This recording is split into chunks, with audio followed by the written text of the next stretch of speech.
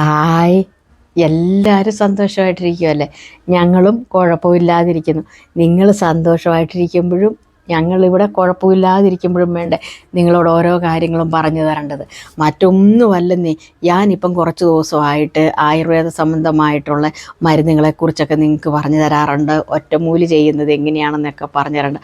അപ്പോൾ കുറേ ആൾക്കാർ വന്നിട്ടൊരു കാര്യം പറഞ്ഞു, ചേച്ചി അലർജിക്കുള്ള എന്തെങ്കിലും ഒരു ഒറ്റമൂലി പറഞ്ഞു തരാമോ?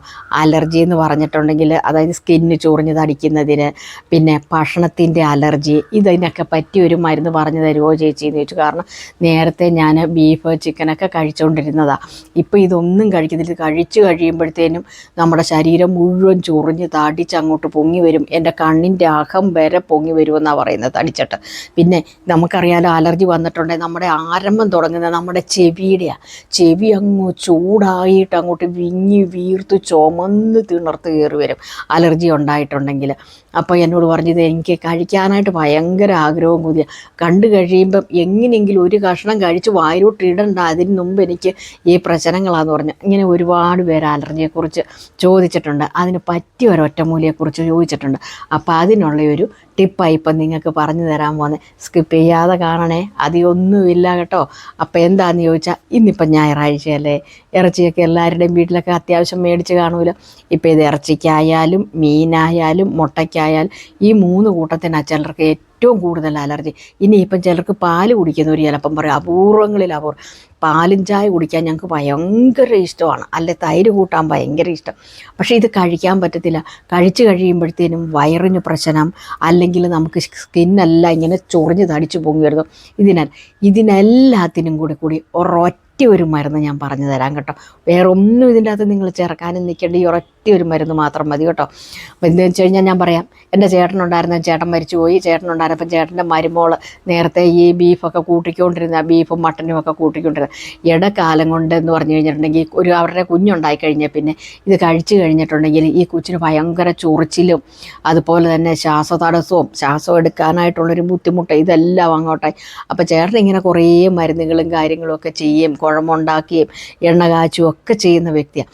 അപ്പം പുള്ളി ഇങ്ങനെയാണെന്ന് വെച്ച് കഴിഞ്ഞാൽ അവരുടെയൊക്കെ അവിടെ എന്ന് പറഞ്ഞാൽ ആദിവാസികളൊക്കെ ഒരുപാടുള്ള, അപ്പോൾ അവരുടെയൊക്കെ മരുന്ന് നമുക്കറിയാമല്ലോ. ആദിവാസികളുടെയൊക്കെ എണ്ണയും കാര്യങ്ങളും അവരുടെ ഒറ്റമൂലിയൊക്കെ അറിയാം. അപ്പോൾ അങ്ങനെ ഒരു ആദിവാസി മൂപ്പം പറഞ്ഞു കൊടുത്ത കാര്യമാണിത്. ഏറ്റവും അവരുടെയൊക്കെ കുടിലെല്ലാം എന്തെങ്കിലും ഒരു, അതായത് മെയിനായിട്ടുള്ള അസുഖങ്ങളൊക്കെ വന്നാൽ അവർ ഈ ഒറ്റമൂലിയാണ് ചെയ്യുന്നത്. പിന്നെ അത്രമേ പറ്റത്തില്ലെങ്കിലാണ് അവരൊക്കെ ഏതെങ്കിലും ഹോസ്പിറ്റലിൽ പോകുന്നത്.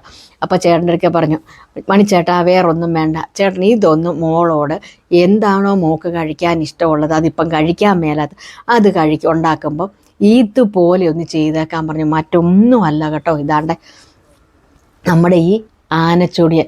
ഇതത്ര വലിയ നിസാര കാരണമൊന്നുമല്ല നമ്മുടെ ഈ ആനച്ചൊടിയൻ. ഇതിനെക്കുറിച്ച് ഞാനുണ്ടല്ലോ കുറച്ച് 2-3 വീഡിയോ ചെയ്തിട്ടുണ്ട്. ഒന്നാമത് ഇത് പൈൽസ് മാറുന്നത്, പിന്നെ വയറ് ചുരുങ്ങുന്നത്. ഈ ആനച്ചൊടിയന് മറ്റൊരു പേരും കൂടെയുണ്ട്, കുടല് ചുരുക്കി. അതായത് പെണ്ണുങ്ങൾ പ്രസവമൊക്കെ കഴിഞ്ഞ് വയറൊക്കെ ഇങ്ങനെ വീറി വരുന്ന ഒരു സമയമില്ലേ, പ്രസവമൊക്കെ കഴിഞ്ഞ് വീർത്തിരിക്കുമ്പോൾ ചൊങ്ങാതെ. അപ്പോൾ ഇത് തിളപ്പിച്ച് നമ്മൾ വെള്ളം കൊടുക്കും. വെള്ളം കൊടുത്തു കഴിയുമ്പോൾ ഒരു 10-11 ദിവസം കൊണ്ട് പൂർവ്വസ്ഥിതിയിലാകും. വയറും കുടലും യൂട്രസും ഒക്കെ ചുരുങ്ങി. അപ്പോൾ അതിനിങ്ങനെയും കൂടെ ഒരു പേരുണ്ട്, കുടൽ ചുരുക്കി എന്നും കൂടെ ഉള്ളൊരു പേരുണ്ട്.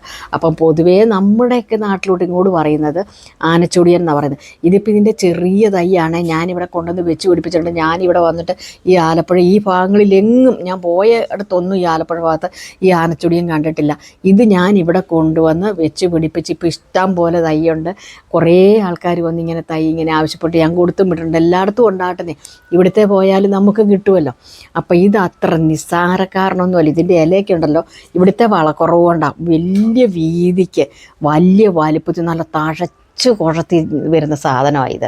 അപ്പം ഇവനെ നമുക്ക് എന്താ ചെയ്യേണ്ടതെന്ന് പറയാം. ഇപ്പം ബീഫ് ആയിക്കോട്ടെ, അല്ലെ മട്ടൻ ആയിക്കോട്ടെ, ചിക്കൻ ആയിക്കോട്ടെ, എന്തും ആയിക്കോട്ടെ, ഇനി അറ്റം മുട്ട കറി വയ്ക്കുന്നതിൻ്റെ അകത്ത് വരെ ആയിക്കോട്ടെ.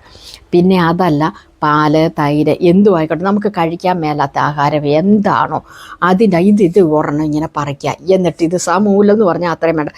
ഈ വേരിങ്ങനെ തീരെ ഇങ്ങനെ നാര് നിൽക്കുന്ന ഇങ്ങോട്ട് ദേ ഒരു ഇത്രയും വെച്ച് ഇത് തീരെ ഈ നാരിരിക്കുന്ന അങ്ങ് കട്ട് ചെയ്ത് കളയാം. എന്നിട്ട് ഈ ഇല ഇങ്ങനെ ഇലയോടുകൂടി ഇട്ടാലും ഒരു കുഴപ്പമില്ല. ഇനിയിപ്പം നിങ്ങൾക്ക് ഒത്തിരി ഇല നീണ്ടു നിൽക്കേണ്ടത് ഇങ്ങനെ അങ്ങോട്ട് പിടിച്ചിട്ട് ഈ ഒപ്പം ഇങ്ങനെ അങ്ങോട്ട് പിരിച്ചങ്ങോട്ട് മുറിച്ച് കളയുക. എത്രയും ഇങ്ങനെ ഒപ്പം പിടിച്ചങ്ങ് മുറിച്ച് കളഞ്ഞേക്കുക. എന്നുവെച്ചിട്ട് ഇത് നമ്മൾ കറി അടുപ്പേ വെക്കുന്ന കൂട്ടത്തിൽ തന്നെ, ഏത് കറി ആയിക്കോട്ടെ അല്ലെ പാലായിക്കോട്ടെ, ആ കൂട്ടത്തിൽ തന്നെ ഇതൊന്നോ രണ്ടോ മൂന്നോ ഇടാം. ഒന്നിട്ടാലും ഇത് ഫലമാണ്. അല്ലാതെ രണ്ടും മൂന്നും ഒക്കെ ഇടുന്നവർ, ഇത് ഒരുപാടുള്ളവർക്കാണ് ഇതിന് ഒരു ടേസ്റ്റ് വ്യത്യാസവും ഇല്ല. നിങ്ങൾക്കിത് ഇതേ ഞാൻ ഇപ്പോൾ കാണിച്ചായിരുന്നു കൊണ്ടാണ്, ഒരു ടേസ്റ്റ് വ്യത്യാസവും ഇല്ലേ. എത്ര എണ്ണം വിട്ടാലും ഇതൊന്നിനും ഒരു ടേസ്റ്റ് വ്യത്യാസവും ഇല്ലാത്തൊരു സാധനമാണ് കേട്ടോ. പിന്നെ ഞാനൊരു കാര്യം പറയാം, ഇത് ഞാൻ നിങ്ങളോട് പറഞ്ഞിരുന്നു, ഇത് ഫാറ്റ് ലിവർ ഉള്ളവർക്ക് ഇത് വെള്ളം തിളപ്പിച്ച് കുടിക്കാമെന്നാൽ തലേ ദിവസം വെള്ളം തിളപ്പിച്ചിട്ടാലുണ്ടല്ലോ ഇടുക്കൽ വരും. അപ്പോൾ നിങ്ങൾ രാവിലെ 2-3 ഇല പറിച്ചിടുക. അതുപോലെ ഷുഗർ, പൈൽസ്, വയറ് സംബന്ധമായ എന്ത് രോഗത്തിനും, പിന്നെ മെയിനായിട്ടും ചിലർ പറയലേ എനിക്ക് ഭക്ഷണം കഴിച്ചിട്ട് ദഹിക്കുന്നില്ല, ഭയങ്കര നെഞ്ചരിച്ചില്ല, അസിഡിറ്റി ഉണ്ടെന്നൊക്കെ പറയലേ. ഈ അസിഡിറ്റിയുടെ ഗുളികയൊന്നും എന്നും കഴിക്കണ്ടെന്നേ. ഇത് 2-3 ഇലയിട്ട് നിങ്ങൾ വെള്ളം തിളപ്പിച്ച് കുടിച്ചാൽ മാത്രം മതി, ഇതെല്ലാം നോർമലായിക്കോളും. അതാ ഞാൻ പറഞ്ഞത്, പല അസുഖത്തിന് ഒരൊറ്റ മരുന്ന്, അതാണ് നമ്മുടെ ഈ ആനച്ചുടിയ. അപ്പം നിങ്ങളിനി ഇറച്ചി, മീൻ ഇതൊന്നും കൂട്ടാൻ കൊതിച്ചിട്ട് ഇനിയും കൂട്ടാതിരിക്കേണ്ട കേട്ടോ. ഇതിനി ഇല്ലെങ്കിൽ ഇതെവിടെ കിട്ടിയാലും നിങ്ങളിത് 2 തൈ മേടിച്ച് വെച്ച് പിടിപ്പിച്ചോ. ഇതുകൊണ്ടുതന്നെ ഇപ്പം നമ്മളിങ്ങനെ പച്ചയ്ക്ക് തിന്നുമ്പോൾ ഉണ്ടല്ലോ ഒരു ചെറിയൊരു കാമർപ്പും ഒരു കുഞ്ഞു കയ്പ്പൊക്കെ ഉണ്ട്. പക്ഷേ ഇത് കറിയിലോ ഭക്ഷണത്തിലോ ഇട്ടാൽ യാതൊരു വക ടേസ്റ്റ് വ്യത്യാസവും ഇല്ല. പിന്നെ ഇതുണ്ടല്ലോ, നമ്മൾ കുളിക്കുന്ന വെള്ളത്തിലിട്ട് കുളിച്ച് കഴിഞ്ഞിട്ടുണ്ടെങ്കിൽ, ഇത് ഒരുപാടുള്ളവരെ നമ്മളിപ്പം എന്നും നമ്മൾ പച്ചവെള്ളത്തിലൊന്നും കുളിച്ചെന്ന് വരില്ല. ചിലപ്പം നമുക്കൊരു ജലദോഷമോ പനിയൊക്കെ വരുമ്പോൾ നമ്മൾ വെള്ളം ചൂടാക്കിയൊക്കെ കുളിക്കുകയല്ലേ. അപ്പോൾ എന്താ ചെയ്യണ്ടേ, ഇതിൻ്റെ ഒരു ചൂടോ 2 ചൂടോ നിങ്ങളുടെ വീട്ടിൽ അവിടെ ഉള്ളതനുസരിച്ച് ഈ വെള്ളത്തിൽ പറിച്ചിടുക. 2-3 നമ്മുടെ മാവലയില്ലേ, മാവല ഇടുക, അല്ല 2-3 പ്ലാവല ഇടുക. വാദത്തിനൊക്കെ ഏറ്റവും നല്ലതാണ്. പിന്നെ ഞാൻ മറ്റുള്ള കാര്യങ്ങൾ, ഈ വാദസംബന്ധമായ രോഗികൾ കുളിക്കാൻ തിളപ്പിക്കുന്ന വെള്ളത്തിൽ എന്തൊക്കെയാണ് ഇടേണ്ടതെന്ന് ഞാൻ പറഞ്ഞിട്ടുണ്ട്. അതുകൊണ്ട് ഇതങ്ങനെ അങ്ങ് പറഞ്ഞങ്ങ് നീട്ടിപ്പോണ്ട, നീട്ടിപ്പോയി കഴിഞ്ഞിട്ടുണ്ട് അങ്ങ് പോകും. അതുകൊണ്ട് ഞാൻ അതൊന്നും പറയുന്നില്ല. അതുപോലെ തന്നെ ഞാൻ നിങ്ങളോട് പറയാം, കൈയുടെ കാലിൻ്റെ ദേഹത്തൊക്കെ എവിടെയെങ്കിലും നിങ്ങൾക്ക് അലർജി, അതായത് ചൊറിഞ്ഞിട്ടിങ്ങനെ വരികയല്ലേ, അപ്പോൾ ചിലർ പറയും വട്ടച്ചൊറി എന്ന് പറയും. വട്ടച്ചൊറിയൊക്കെ ഉള്ളവർ, അതല്ലെങ്കിൽ തന്നെ സ്കിന്നിന് ചിലപ്പോൾ നമുക്ക് എന്തെങ്കിലുമൊക്കെ കൊണ്ട് ഇങ്ങനെ ചൊറിഞ്ഞു പിടിച്ചൊക്കെ വരുമല്ലോ. അതുപോലെ തന്നെ ഡ്രൈ സ്കിന്നുള്ളവർ ഇതെന്താ ചെയ്യേണ്ടതെന്ന് ചോദിച്ചിട്ടുണ്ടെങ്കിൽ, ഇതിങ്ങനെ എടുത്തിട്ട് ഇതിൻ്റെ ഈ ചുവട് കളഞ്ഞൊക്കെ അരഞ്ഞെടുക്കാൻ പാടാണ്, ഇത്രയും വട്ടം കളയുക. ബാക്കിത്തെ ഇങ്ങനെ എടുത്തിട്ട് പച്ചമഞ്ഞളും ആ കൂട്ടത്തിൽ തുളസിയുടെ ഇലയും ഇതും കൂടെ കൂട്ടി 3 കൂട്ടം, പറഞ്ഞ മനസ്സിലായില്ല, പച്ചമഞ്ഞൾ, തുളസിയുടെ ഇല, ഇത് 3 കൂട്ടം കൂടെ എടുത്ത് മിക്സിയിലിട്ട് അരച്ചോന്നേ ഒരു കുഴപ്പമില്ല, വെണ്ണ പോലെ അരയ്ക്കും.